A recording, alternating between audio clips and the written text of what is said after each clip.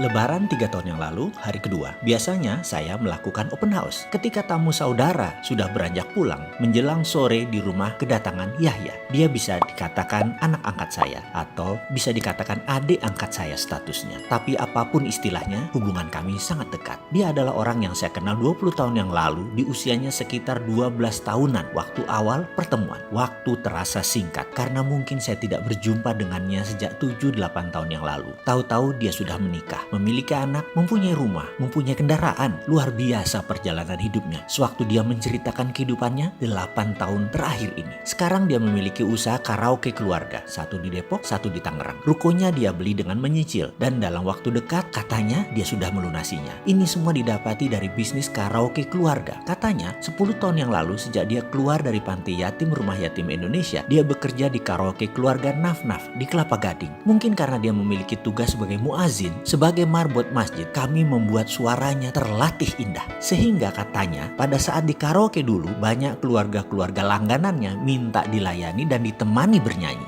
Wajahnya yang ganteng, bersih, dan luar biasa santun merupakan salah satu bekal suksesnya. Hingga suatu saat Yahya bertemu dengan sebuah keluarga yang suka dengannya dan jatuh cinta pada dirinya. Dan sejak 5 tahun yang lalu dia dipercaya serta dimodali dengan mendapatkan bagi hasil usaha karaoke keluarga yang mereka bangun di daerah Depok. Sejak 3 tahun yang lalu dengan hasil tabungannya dia memberanikan diri membeli ruko secara menyicil dan membangun usaha karaoke. Kebetulan yang memberi kredit adalah seorang kepala cabang bank dekat Depok yang menjadi langganannya. Keluarga pejabat bank itu setiap minggu pasti menyempatkan berkaraoke dan berteman baik, bahkan menjadi mitra karaokenya. Bisnis karaoke yang dia bangun sendiri di daerah Tangerang, dan ruko inilah yang sebentar lagi lunas dimiliki penuh oleh Yahya. Sebuah cerita perjuangan hidup yang manis sekali didengar pada saat dia menceritakan sambil memangku putri pertamanya. Hari itu, Lebaran di rumah kami menjadi meriah dengan datangnya Yahya beserta istri dan putrinya. Tanpa malu-malu, mereka bernyanyi menggunakan karaoke di tengah rumah saya yang sederhana. Ketika mereka sudah pamit pulang, anak saya paling kecil Malkia berkata, "Ya, siapa sih Om Yahya ini? Apa sih sejarahnya?" Mendengar pertanyaan si bungsu ini, saya mulai mengingat kembali sejarah awal perkenalan saya dengan Yahya. Dulu,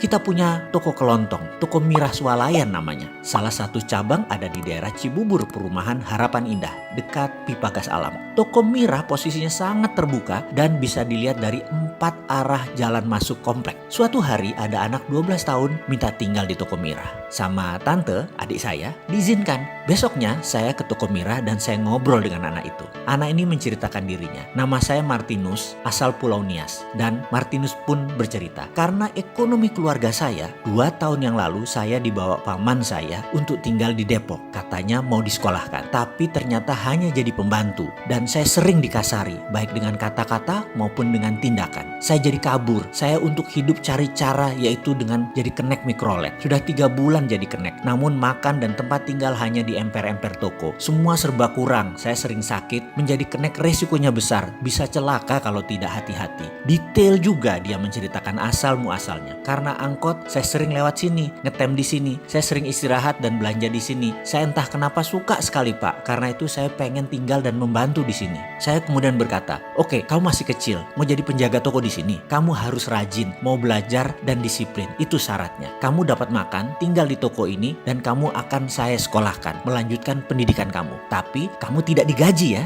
paham kamu?" Martinus mengangguk. "Oh iya, apa agama kamu?" tanya saya. "Saya Kristen, Pak," katanya. "Oke, baik. Itu 1 kilometer dari toko ini ada gereja HKBP. Kamu harus rajin ibadah ya," sambil saya tunjukkan lokasi gereja tersebut. Lusanya, saya mencari sekolah buat Martinus. SD negeri menolaknya karena dokumen tidak lengkap. Lalu saya bawa ke sekolah Kristen sekitar Cibubur. Ada 3 sekolah Kristen di sana. Semua juga menolak dengan alasan tidak ada dokumen. Saya mencoba meyakinkan bahwa anak ini dokumen sekolahnya hilang di kampungnya di Pulau Nias. Karena bencana banjir 2 tahun yang lalu, dokumen tersebut hanyut. Kalau harus pulang ke Nias, menyiapkan akan lama dan mahal. Bisakah ini semua menyusul? Dan fotokopi terdekat itu di Medan sana. Demikian saya membesar-besarkan supaya prihatin, jatuh hati pengurus sekolah tersebut. Tetap ditolak. Saya benar-benar senewan. Bahkan saya berargumen, "Ini anak terima saja deh atas nama agama Anda, agama Kristen, atas nama kemanusiaan. Toh semua biaya saya yang nanggung." Saya berargumen, "Turun kelas juga nggak apa-apa. Anda sekolah swasta kan bisa lakukan itu, bener kan?" Demikian saya mencoba menekan. Waduh, nggak goyang tuh mereka. Saya ulangi lagi, "Pak, atas nama agama Anda, mohon anak ini diterima. Saya yang Islam, nggak peduli anak ini agamanya apa. Pokoknya saya saya harus sekolahkan dan ini tanggungan saya. Tetap tidak diterima di ketiganya. Yowes, cikar kanan vaya kondios, kita cari yang lain, itu kata saya. Ya toh, saya ambil gampangnya saja. Yang penting saya sudah mengungkapkan isi hati saya, isi hati Martinus. Saya lihat anak itu tertunduk lesu. Seharian 3 sekolah jawabannya sama. Lalu saya bilang pada Martinus, itulah kehidupan Martinus. Kamu kecewa, kamu sakit. Ya, penderitaan itu kalau dirasakan, ya pasti sakit. Tapi kalau dinikmati dan disyukuri, pasti nikmat dan berbuah hikmah. Sabar ya nak, oke, kamu saya bawa ke pesantren Cilodong, mau nggak? Dia mengangguk dan berkata, yang penting bisa sekolah pak. Nah gitu dong, itu namanya semangat, jawab saya. Saya bawa ke Ustadz Usman Palese, sahabat dan guru saya yang sudah lama saya kenal. Beliau dari pesantren Hidayatullah. Saya juga di Balikpapan dulu. Beliau salah satu pendiri pondok yatim Hidayatullah Balikpapan. Ketika bertemu saya ceritakan asal muasal Martinus dan Pak Ustadz Usman Palese berkata, tangan kami terbuka buat siapapun. Ada ilmu umum di sini yang kamu bisa ikuti, ada ilmu diniyah agama yang kamu boleh ikut, boleh juga tidak. Alhamdulillah Pak Ustadz mau menerima. Sejak saat itu Martinus sekolah pagi, siang bekerja dan tinggal di Toko Mirah. 4 tahun kemudian dia tinggal di pesantren Cilodong dan dia sudah tidak aktif lagi bekerja di Toko Mirah. Suatu hari Pak Usman Palese telepon saya, Mas Mardigu bisa ke Cilodong? Saya atur jadwal Pak dan esoknya saya pun merapat ke sana. Di depan rumah Pak Usman ada Martinus yang duduk dengan wajah serius. Lalu dia menyalami saya dan berkata, Pak, saya sudah berpikir masak-masak, saya sudah merenung, saya sudah berdoa tiap malam hampir 2 tahun ini. Dalam 5 tahun ini saya melihat keindahan teman-teman melakukan gerakan sholat, keceriaan Ramadan,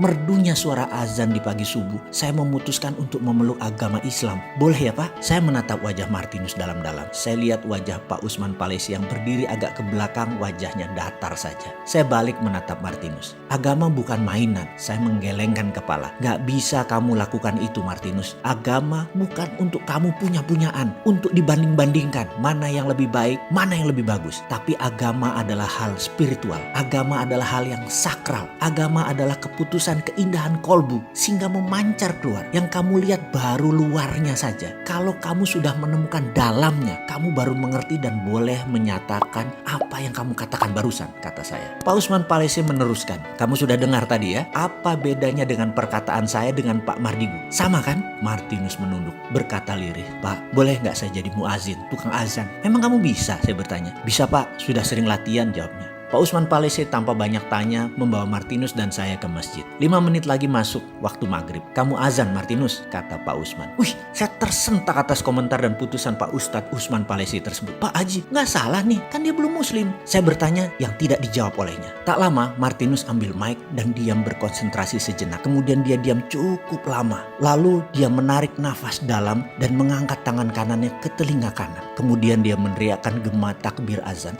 Allahu Akbar, Allahu Akbar.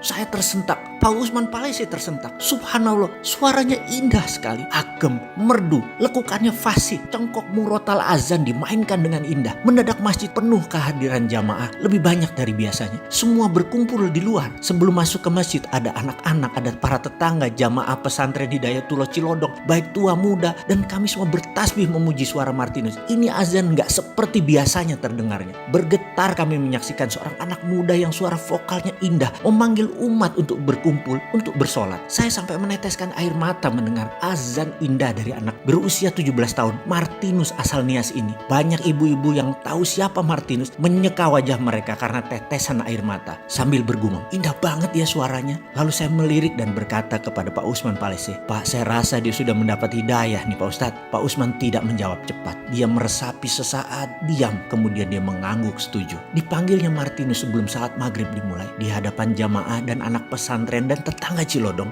dia tanya, apakah kamu sudah mantap ingin memeluk Islam nak? Martinus mengangguk dan tertunduk. Ambil Al-Quran, pegang di dada kamu, kata Pak Usman. Martinus melakukan gerakan sesuai perintah. Tangan kanannya salaman dengan Ustadz Usman, tangan kirinya memeluk Al-Quran dan dia berkata, Asyhadu alla ilaha illallah wa asyhadu anna Muhammad Rasulullah. Suaranya yang merdu memenuhi ruangan masjid yang hening. Kalimat syahadat yang dibacakannya syahdu sekali. Semua anak-anak dan teman-temannya menyalami dan memeluk Martinus. Ibu-ibu menyeka Mereka air mata haru. Pak Usman Palese berkata, Pak Mardigu kasih nama baru buat dia. Lalu saya berkata, mulai saat ini nama kamu Muhammad Yahya. Kamu dipanggil Yahya. Selamat datang di dunia keberserah dirian. Yahya adalah nabi yang ditulis Al-Quran sebanyak 4 kali. Hidup bersama di zaman Nabi Isa, anak Nabi Zakaria. Namanya sebagai penentang Herodes banyak disebut di kitab hikmah, Ihya Ulumuddin dan lain sebagainya. Sehingga ke depan kamu bisa mencerminkan diri sebagai perwujudan pejuang